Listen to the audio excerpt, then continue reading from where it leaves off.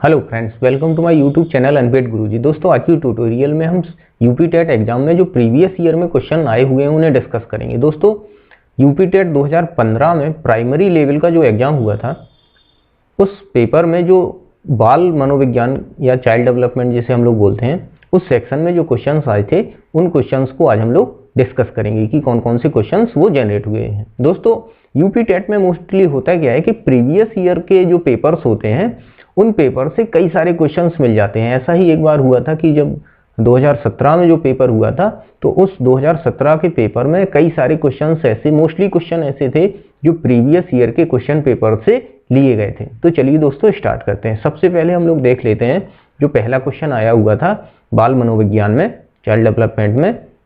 पहला क्वेश्चन था अंतर्मुखी, बाहिर्मुखी तथा उभयमुखी व्यक्तित्व का वर्गीकरण किसके द्वारा किया गया था।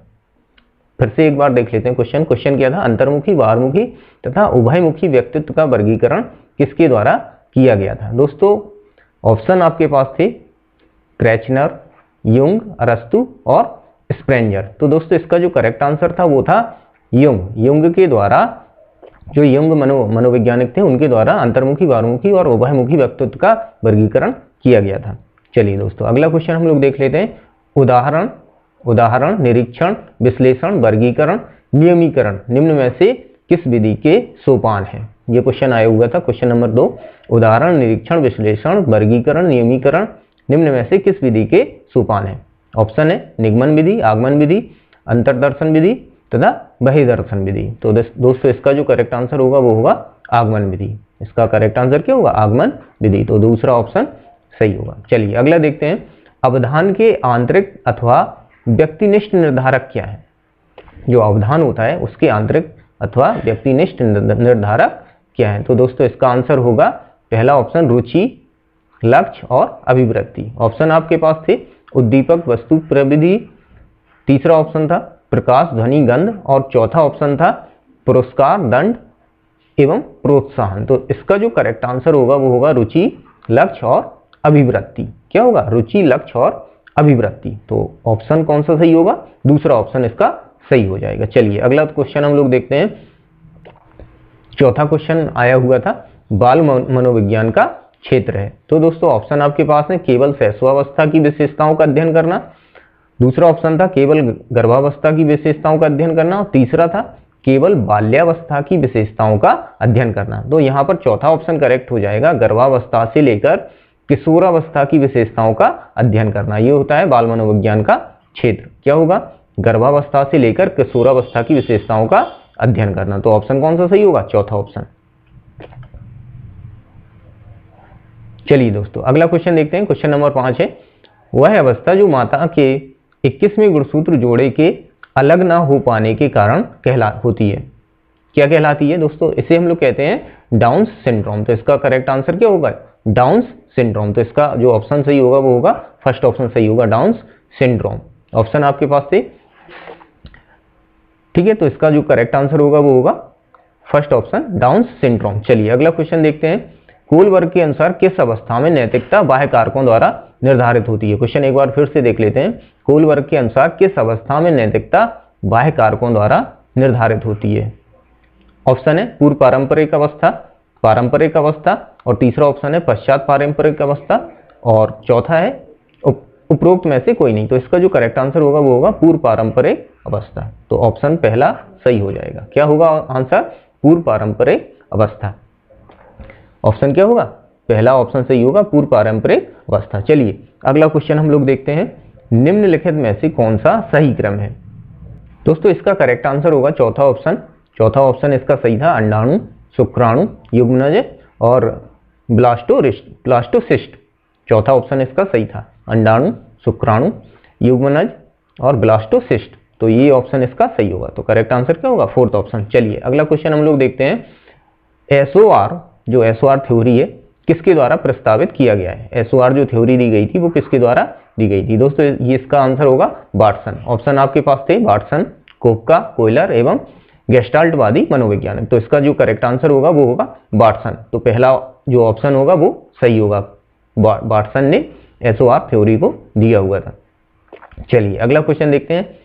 वह मापनी जिसमें अंतराल मापनी के समस्त गुण के साथ परम शून्य भी हो कहलाती है। दोस्तों इसे हम लोग कहते हैं अनुपात मापनी। तो इसका करेक्ट आंसर क्या होगा? चौथा ऑप्शन। ये क्वेश्चन आया हुआ था, तो इसका करेक्ट आंसर क्या होगा? चौथा ऑप्शन, अनुपात मापनी। चलिए अगला क्वेश्चन हम लोग देखते हैं। फ्राइड के अनुसार हमारे मूल्यों का आंतरिकीकरण किसमें होता है? फ्राइड के अनुसार हमारे जो मूल्यों का आंतरिकीकरण होता है वो किसमें होता है? दोस्तों ऑप्शन आपके पास दिए गए थे, इदम, अहम, पराअहम और परिस्थितियों। तो इसका जो करेक्ट आंसर होगा वो होगा पराअहम। तीसरा ऑप्शन सही हो जाएगा, पराअहम। चलिए अगला क्वेश्चन हम लोग देखते हैं। किस व्यवहारवादी मनोवैज्ञानिक ने कहा है, मुझे नवजात शिशु दे दो, मैं उसे डॉक्टर, वकील, चोर या जो चाहूं बना सकता हूं? दोस्तों ये कहा था वाटसन ने। तो तीसरा ऑप्शन इसका करेक्ट हो जाएगा, वाटसन। वाटसन क्या थे? एक व्यवहारवादी मनोवैज्ञानिक थे। जो वाटसन थे वो क्या थे? व्यवहारवादी मनोवैज्ञानिक थे। तो इसका जो करेक्ट आंसर हो जाएगा वो हो जाएगा वाटसन। तीसरा ऑप्शन सही होगा इसका। चलिए अगला क्वेश्चन हम लोग देखते हैं। ध्यान आकर्षित होने में किसकी भूमिका प्रमुख होती है? जो ध्यान आकर्षित होता है उसमें किसकी भूमिका प्रमुख होती है? दोस्तों ऑप्शन है उद्दीपन की तीव्रता, दूसरा ऑप्शन है उद्दीपन की उपादेयता, तीसरा ऑप्शन है उद्दीपन की विश्वसनीयता, चौथा ऑप्शन है उद्दीपन की सक्रियता। दोस्तों इसका जो करेक्ट आंसर हो जाएगा वो हो जाएगा फर्स्ट ऑप्शन, उद्दीपन की तीव्रता। पहला ऑप्शन हो जाएगा इसका सही, उद्दीपन की तीव्रता। ये क्वेश्चन, ये एक्चुअली सारे क्वेश्चन, ये जो 30 क्वेश्चन हैं, ये सारे क्वेश्चन 2015 जो यूपी टेट प्राइमरी लेवल का हुआ था उसमें पूछे गए थे। तो इसका जो करेक्ट आंसर हो जाएगा वो हो जाएगा उद्दीपन की तीव्रता। चलिए अगला क्वेश्चन हम लोग देखते हैं।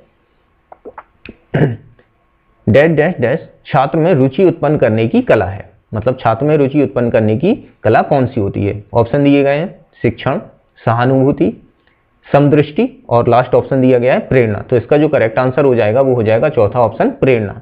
प्रेरणा छात्र में रुचि उत्पन्न करने की कला है। चलिए अगला क्वेश्चन है। फ्राइड के अनुसार ग्रहण की ऑप्शन है, कौन सा ऑप्शन इसमें सही है? फ्राइड के अनुसार, फ्राइड ने जो कहा है उसमें से कौन सा ऑप्शन सही है? चलिए ये देखते हैं। पहला ऑप्शन है ग्रहण किए या सीखे हुए तथ्यों को धारण करने या पुनः स्मरण करने की जो असफलता को हम लोग क्या कहते हैं? विस्मरण कहते हैं। क्या ये सही है? दूसरा ऑप्शन है विस्मरण का अर्थ है किसी समय प्रयत्न करने पर भी किसी पूर्व अनुभव का स्मरण करने या पहले की सीखी हुई किसी क्रिया को करने की असफलता। तीसरा ऑप्शन है विस्मरण वह प्रवृत्ति है जिसके द्वारा दुखद अनुभवों को स्मृति से अलग कर दिया जाता है। और चौथा ऑप्शन है कोई भी नहीं। दोस्तों इसका जो करेक्ट आंसर है वो है थर्ड ऑप्शन, विस्मरण वह प्रवृत्ति है जिसके द्वारा दुखद अनुभवों को स्मृति से अलग कर दिया जाता है। तो फ्राइड ने ये कहा था, विस्मरण वह प्रवृत्ति है जिसके द्वारा दुखद अनुभवों को स्मृति से अलग कर दिया जाता है। तो इसका करेक्ट आंसर क्या हो जाएगा? तीसरा ऑप्शन। चलिए अगला नेक्स्ट क्वेश्चन देखते हैं। ये आया हुआ था, यह आवश्यक नहीं है कि उच्च बुद्धि लब्धि वाले बच्चे डैश डैश डैश, खाली जगह छूटी है इसमें भरना है हमें, मैं भी उच्च होंगे। दोस्तों ऑप्शन दिए गए सृजनशीलता, जिसे हम लोग बोलते हैं क्रिएटिविटी, दूसरा ऑप्शन दिया गया था अध्ययन, तीसरा ऑप्शन दिया गया था विश्लेषण करने, चौथा ऑप्शन दिया गया था अच्छे अंक प्राप्त करने। तो दोस्तों इसका जो करेक्ट आंसर हो जाएगा वो हो जाएगा क्रिएटिविटी, सृजनशीलता। यह आवश्यक नहीं है कि जिनका जो बच्चे होते हैं उनकी अगर वो उच्च बुद्धि लब्धि वाले हैं, IQ वाले हैं, तो जरूरी नहीं है कि वो उनकी जो सृजनशीलता हो या क्रिएटिविटी हो वो भी उच्च हो। तो इसका जो करेक्ट आंसर हो जाएगा वो हो जाएगा फर्स्ट ऑप्शन। चलिए अगला क्वेश्चन देखते हैं। ध्यान को केंद्रित करने की आंतरिक दशा क्या है? ध्यान को केंद्रित करने की आंतरिक दशा क्या है?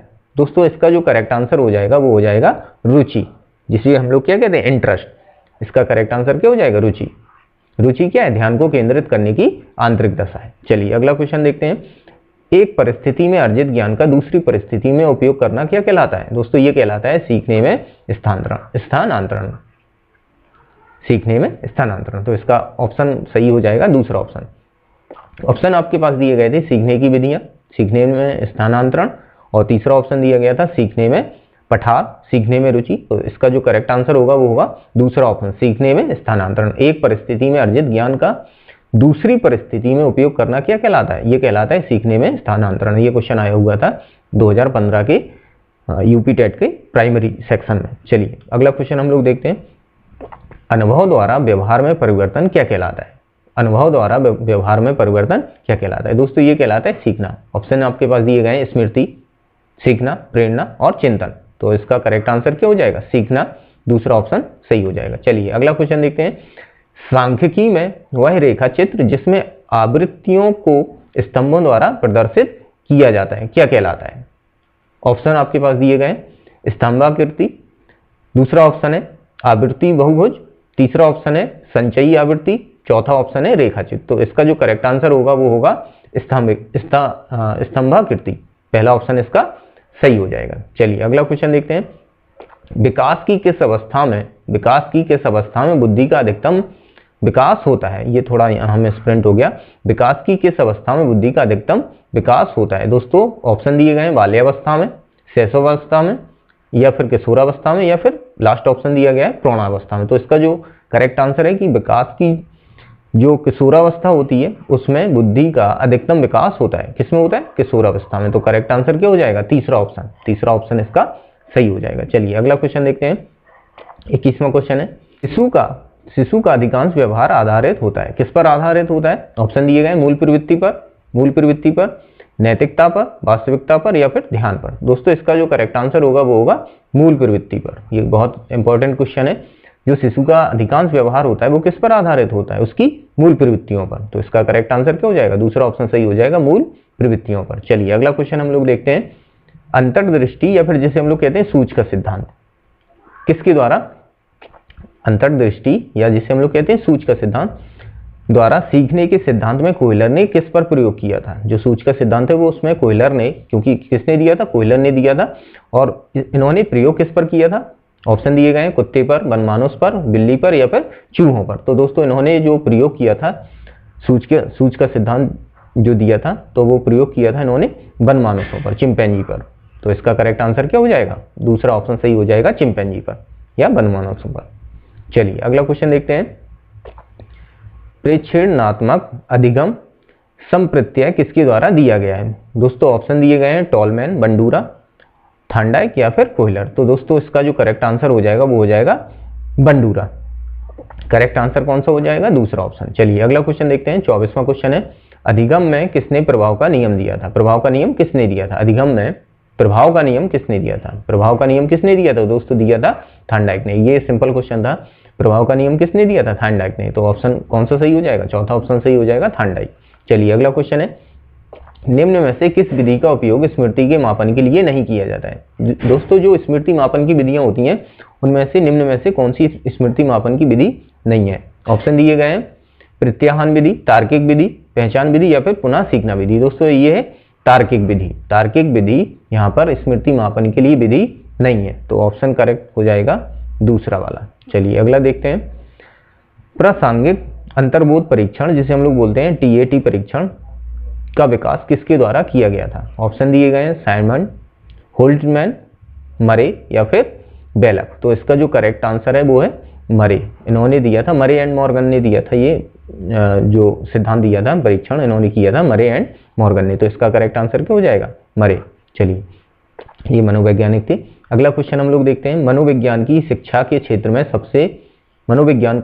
क्षेत्र में सबसे बड़ा योगदान क्या है? ऑप्शन दिए गए हैं, विषय केंद्रित शिक्षा, शिक्षक केंद्रित शिक्षा, क्रिया केंद्रित शिक्षा, या फिर बाल केंद्रित शिक्षा। सिंपल सा क्वेश्चन था। तो इसका करेक्ट आंसर हो जाएगा फोर्थ ऑप्शन, बाल केंद्रित शिक्षा। क्योंकि अब आजकल की जो मनोवैज्ञानिक शिक्षा दी जाती है तो उसमें जो मुख्य बिंदु होता है शिक्षा का वो क्या होता है? वो होता है बालक। तो इसका करेक्ट आंसर क्या हो जाएगा? बाल केंद्रित शिक्षा। ऑप्शन चौथा सही हो जाएगा। चलिए अगला क्वेश्चन देखते हैं। निम्नलिखित में से कौन सा वृद्धि और विकास के सिद्धांतों से संबंधित नहीं है? ऑप्शन दिए गए, निरंतरता का सिद्धांत, वर्गीकरण का सिद्धांत, समन्वय का सिद्धांत, या फिर व्यक्तित्व का सिद्धांत। तो ऑप्शन करेक्ट हो जाएगा, दूसरा ऑप्शन सही हो जाएगा इसका, वर्गीकरण का सिद्धांत। क्या हो जाएगा? वर्गीकरण का सिद्धांत। चलिए अगला क्वेश्चन देखते हैं हम लोग।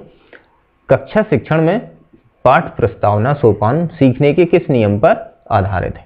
ऑप्शन दिए गए हैं, प्रभाव का नियम, सादृश्यता का नियम, तत्परता का नियम जिसे हम लोग बोलते हैं लॉ ऑफ रेडीनेस, या फिर व्यक्तित्व का सिद्धांत। तो इसका जो करेक्ट आंसर हो जाएगा वो हो जाएगा तीसरा ऑप्शन, तत्परता का नियम। चलिए अगला क्वेश्चन है, लास्ट क्वेश्चन है जो आया था, सम प्रत्यय निर्माण का प्रथम सोपान क्या है? ऑप्शन दिए गए हैं आपके पास, सामान्यीकरण, विभेदीकरण, प्रत्यक्षीकरण, या फिर पृथक्करण। तो इसका जो करेक्ट आंसर हो जाएगा वो हो जाएगा तीसरा ऑप्शन, प्रत्यक्षीकरण। दोस्तों ये 30 क्वेश्चंस थे जो 2015 टीईटी के प्राइमरी सेक्शन में आए हुए थे, मनोविज्ञान की सेक्शन में। तो दोस्तों आज का ट्यूटोरियल आपको हमारा कैसा लगा हमें कमेंट सेक्शन में जरूर बताएं। Thank you.